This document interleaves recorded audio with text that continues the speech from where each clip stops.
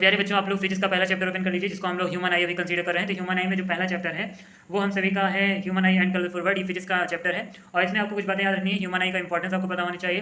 Human आई वही होती है भैया जिनसे हम लोग किसी भी ऑब्जेक्ट को देख पाते हैं। जैसे आंखें हैं तो आंखों का भी होना जरूरी है और साथ में रोशनी, जैसे यहाँ पे बल्ब है तो बल्ब का भी होनी जरूरी है, यानी रोशनी भी होनी चाहिए और साथ में ह्यूमन आई का होना जरूरी है, तभी हमें कोई भी ऑब्जेक्ट दिखेगा। और सपोज करिए यदि कोई ये बोले कि आंखों की मदद से सारी चीज़ें दिखती हैं, तो ऐसा भाई बिल्कुल नहीं है। अभी रोशनी को, लाइट को बंद कर दिया जाए, अंधेरे रूम में आप देख नहीं पाएंगे। जब लाइट वहाँ पर भेजी जाएगी तभी आप उसे आसानी देख पाएंगे। तो ह्यूमन आई के बारे में पढ़ लीजिए। उसके बाद आगे बात किया जाए तो ह्यूमन आई के जो पार्ट हैं, कौन कौन से पार्ट हैं ये बताते हैं। ये उसमें हम लोग मेन पार्ट देखें तो हम लोग के पास कॉर्निया आ रहा है, आइरिस आ रहा है, पुपिल आ रहा है, स्लेरी मसल्स आ रहे हैं, आइलेंस आ रहे हैं, रेटिना आ रहे हैं एंड ऑप्टिक नर्व्स आ रहे हैं। अच्छा, ये जो हमने आपको बताया ह्यूमन आई के पार्ट, ये बहुत बहुत इंपॉर्टेंट है।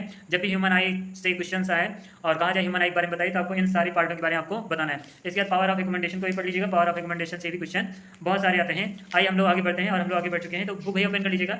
आगे बढ़े तो हम लोग के पास नेक्स्ट आ रहा है जिसको हम लोग बोल रहे हैं डिफेक्ट ऑफ विजन। तो डिफेक्ट ऑफ विजन में हमने ऑलरेडी बताया है 3 टाइप के आपके डिफेक्ट होते हैं, मायोपिया, हाइपरमेट्रोपिया और प्रेसबोपिया। जो हमने आपको बताया है मायोपिया हो गया, हाइपरमेट्रोपिया हो, प्रेसबोपिया होगा, तो इनके बारे में पढ़ लीजिए। मायोपिया जैसे शॉर्ट साइटेडनेस है, यानी कि 5 चीज़ें दिखेंगी 2 चीज़ें नहीं दिखेंगी। हाइपरमेट्रोपिया में लॉन्ग साइटेडनेस है, इसका मतलब 2 चीज़ें दिखेंगी 5 चीज़ें नहीं दिखेंगी। प्रेसबोपिया में तो वही होता है, दोनों चीज़ें नहीं दिखती, ना 5 की ना 2 की, तो इन्हें लेंस की मदद से हम लोग करेक्ट कर लेते हैं। तो प्यारे बच्चों, लेंस की मदद से हम लोग करेक्ट करते हैं इन सारे डिफेक्ट्स को।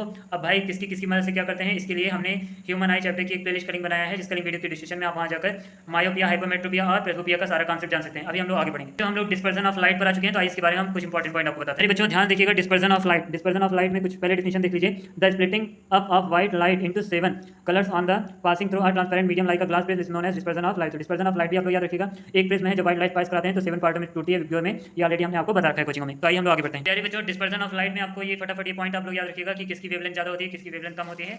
अभी हम लोग आगे बढ़ जाते हैं। देखिए, एटमॉस्फेरिक रिफ्लेक्शन के बारे में भी हम लोग ने कहा है। तो जाहिर बात है, जो टिंगलिंग ऑफ स्टार है, तारों का टिमटिमाना है, वो किस कारण से होता है, भैया ये बात याद है आपको, ड्यू टू एटमॉस्फेरिक रिफ्लेक्शन। आगे बढ़ जाए हम लोग, तो नेक्स्ट क्वेश्चन हम लोग के पास आ रहे हैं कि advance sunrise and delayed sunset ये क्या होता है, जिसके पीछे भी सेम ही रीजन हम लोग देंगे ड्यू टू एटमॉस्फेरिक रिफ्लेक्शन। तो इसके बारे में ब्रीफ आंसर भी आपको पता होना चाहिए, जो कि हमने कोचिंग में ऑलरेडी आप लोग को बता रखा है। नेक्स्ट टॉपिक हम लोग का स्कैटरिंग ऑफ लाइट, जिसके बारे में हमने कोचिंग में आपको ब्रीफ में बताया रखा है। तो यहाँ पर पॉइंट को टच करके हम लोग आगे बढ़ जाएंगे। टिंडल इफेक्ट जो है वो किस कारण से होता है, तो आपको पता है due to scattering of light. आगे बात किया जाए तो बच्चों, हम लोग के पास जो हम लोग का स्काई है, यानी जो आसमान है, वो नीला क्यों दिखाई देता है, तो इसका भी सेम ही आंसर आ रहा है यहाँ पर, due to scattering of light. ये सारे आपको आंसर याद रखने हैं। तो लगभग यहाँ पे हमने छोटे ही रूप में आपको हमने ह्यूमन आई चैप्टर का रिवीजन करवा दिया है। अब हम लोग तुरंत चलते हैं केमिस्ट्री की ओर। बच्चों, केमिस्ट्री में आप सभी का acid, base and salt chapter आ रहा है। तो एसिड और बेस के बारे में प्रॉपर आपके पास डिफिनेशन होनी चाहिए, याद होनी चाहिए, आपको पता होना चाहिए एसिड, बेस और साल्ट क्या होता है।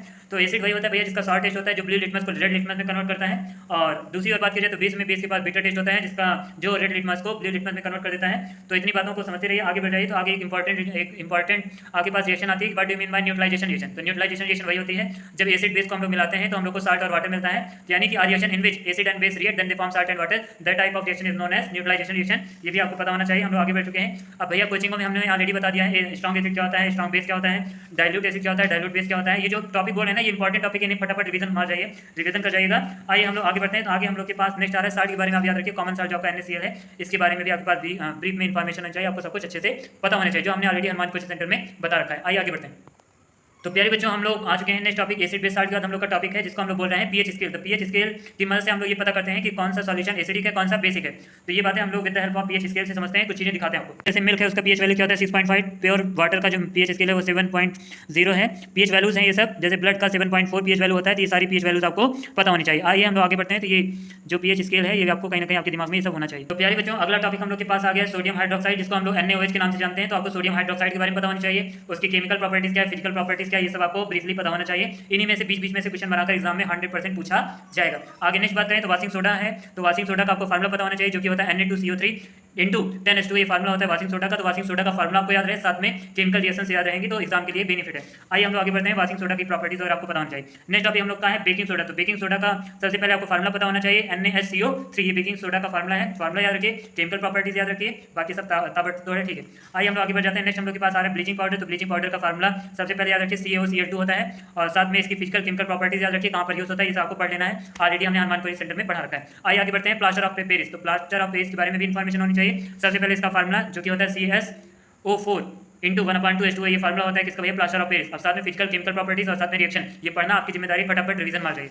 अभी 3-4 घंटे का समय है ना, तो फटाफट रिवीजन मार जाइए। आगे बात करते हैं हम लोग, तो यहाँ से कहीं ना कहीं हम लोग का एसिड बेस चार्ट वाला चैप्टर क्लियर हो चुका है। जो छोटे मोटे एमसीक्यू टाइप क्वेश्चन है वो इन्हीं में से बीच में से पूछे जाएंगे, तो आपको तैयार रखना है। आइए तुरंत हम लोग इंटर करते हैं बायो की। प्यारे बच्चों, बायो में आपका लाइफ प्रोसेस चैप्टर आ रहा है, तो लाइफ प्रोसेस के बारे में आपको पता होना चाहिए, ब्रीफली आपके पास इन्फॉर्मेशन होनी चाहिए, और साथ में यहाँ पे न्यूट्रिशन के बारे में आपको प्रॉपर इन्फॉर्मेशन होनी चाहिए। और इसी में हम लोग आगे बढ़े तो हम लोग के पास नए नए टॉपिक आ रहे हैं, जैसे ऑटोट्रॉपिक मोड ऑफ न्यूट्रिशन और साथ में हेटरोट्रॉपिक मोड ऑफ न्यूट्रिशन, ये सब आपको पता होना चाहिए। ऑटोट्रॉपिक वही होते हैं जो अपना पेड़ पौधों से जो अपना भोजन स्वयं बना लेते हैं, वही आपके ऑटोट्रॉपिक हैं। और जो हेटरोट्रॉपिक है कहीं ना कहीं वो दूसरे ऑर्गेनिज्म पे क्या होते हैं, डिपेंडेंट होते हैं। तो ये सारी इन्फॉर्मेशन आपके पास होनी चाहिए। न्यूट्रिशन प्लांट के बारे में आपको सब कुछ अच्छे से पढ़ जाना है, उसके बारे में भी आपको अच्छे से पढ़ जाना है। इसी में जैसे हार्बीवोरस हो गया, जो पेड़ पौधों को खाते हैं वो हार्बीवोरस है, उसी तरह यहाँ पर कार्निवोरस के बारे में पता होनी चाहिए, ओमनीवोरस के बारे में पता होनी चाहिए। तो ये सारी इन्फॉर्मेशन आपके पास होनी चाहिए। प्यारे बच्चों, बायो के सारे टॉपिक को आपको धीरे धीरे रिवाइज कर लेना है, और याद रहे इस बात, बायो में लगभग पूरा चैप्टर आ रहा है लाइफ प्रोसेस, तो आपको रेस्पिरेशन भी पढ़ जाना है। रेस्पिरेशन होता क्या है, ट्रांसपोर्टेशन क्या होता है, इसकी डिफिनेशन वगैरह आपको अच्छे से पढ़ जानी है। और बीच बीच में से क्वेश्चन भी तैयार कर लीजिएगा, जैसे डीएनए का पूरा नाम क्या होता है। ये सारी क्वेश्चन मैंने एग्जाम में बार बार आए हुए हैं यार, हमने कोचिंग में ऑलरेडी बता रखा है। अब आपको डॉक्टर रिस्पॉन्सिबिलिटी बनती है, हनुमान कोचिंग सेंटर आएंगे तो हम सारी इन्फॉर्मेशन देंगे। अब 1 घंटे में, 5 मिनट में, 10 मिनट में कैसे सारा बता दें, लेकिन तभी बताने का प्रयास करें यार, डर कर यार, सारा बताते हैं। आगे देखिएगा, रेस्पिरेशन ह्यूमंस में ये जो टॉपिक है इससे बहुत इंपॉर्टेंट क्वेश्चन है, और साथ में द ह्यूमन रेस्पिरेटरी सिस्टम, इसका फिगर आप लोग याद रखिए, हो सकता है कि एग्जाम में पूछ लिया जाए। तो इस प्रकार हम लोग ने लगभग बायो को भी टच कर दिया। प्यारे बच्चों, लाइट वाले चैप्टर के कुछ कॉन्सेप्ट हैं, जैसे पहला हो गया रिफ्लेक्शन ऑफ लाइट हो गया, और रिफ्लेक्शन ऑफ लाइट हो गया। तो रिफ्लेक्शन ऑफ लाइट यार वही है ना, the coming back of light in the same medium is known as reflection of light. 2 line है कि incident reflected normal same plane पे लाई करते हैं, और दूसरा है angle of incidence equal to angle of reflection. तो ये सब आपने पढ़ रखा है। प्यारे बच्चों, यदि आप तिवारी सर से पढ़ना चाहते हैं, हनुमान क्लासेस में पढ़ना चाहते हैं, तो दिए हुए कॉन्टैक्ट नंबर पर अविलंब संपर्क करें। जय माँ भारती।